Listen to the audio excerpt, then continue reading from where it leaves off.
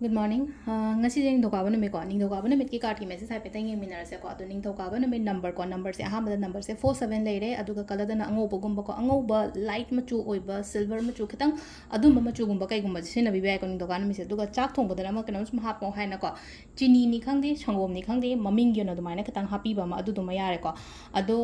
ahambada card ki message yeminarase. Aduga timing afaba so hai pe yenga so hadi kai kai time ngasigi na hadi timing afaba kai kai lege hai bu ko. Ado date 2 da ina sum singa ma chama se mo hai na ko singa macha sugumba red color gi kaino hai tare singa macha ma du da manung da ina yantra gumba kai gumba hai tare ko yan yantra hai di kem nante hai number series gumba masa gi oina nammaga lak chabo khopa adum bodu oido ni ko adu do hangak pa yawe ko available oigadra khot kadra ina ko adu leiba mina hapo leitaba mina boy to biro ko adu sum kaino gumba yum khangba khopa lera ke dum chatla ko laga dum lowi ba yaga ni ko sije smaina dum pulap oina dum lowers dum yaga ni ko adu number hanagi dukani number dum call to biro ko adu dum laire ado timing hapedi ngase ko ngasi gi na hadi timing su yenga se duga card ki message hapedi ngase ado sida ko sidagi card hum ka tang lo thoge ko hadi nungti gi lo thok ko dumaina hadi card number 1 card number 2 aduga card number 3 ko ahamba ani shuba ahum suba ko amma khanbira se ko ahamba se kanjira ani shuba kanjira antraga ahum suba kanjira ko adugi matungina ma yenga se ahamba khanba ngai yenga se first card khanba ngai yon la ko first card se silai se ko ngasi aina tawruba thaba inkhang da hade daw gumba yaba khotpa dumai tar leire ko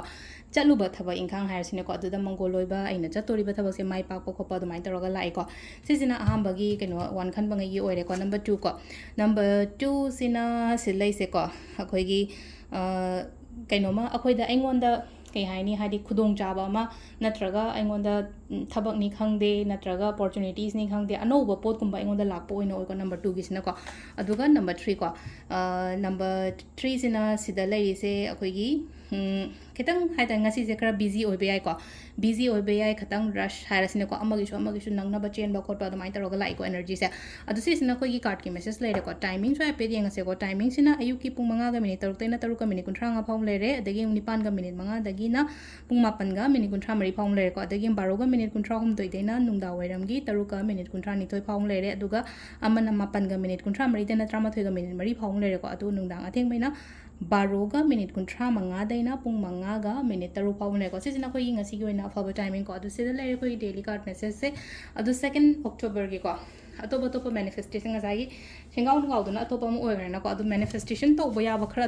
adum leina ko hadi pot chei lang bo ko pa pharak tai ko le hairaga su ko aina ngasai singaw sem ko on hai duna kai gino hai kan ji da ko gi paisa gum bagi yamna obstacles leibodo adugi da makta ne hadi paisa sa lakada bo leiba natra business to bo ko pa wat na ba hai tare ko adu thajaba maga loina na to bi adum hai ko na thabak ama to bo matam da ko thajara to bi o thajadraga just hadi kano tawdra su ga su ga de ko adu aduduma leire ko aduga atopa ngasa ayukta tawba yaba pung 8 ga minute 30 matungda tawba yaba aduma mayam do phajana tawbiro ko aduma mayam so mai pa ko so hoisano adu sida leire khoi gi ngasi gi oina daily card message se ma'am thank you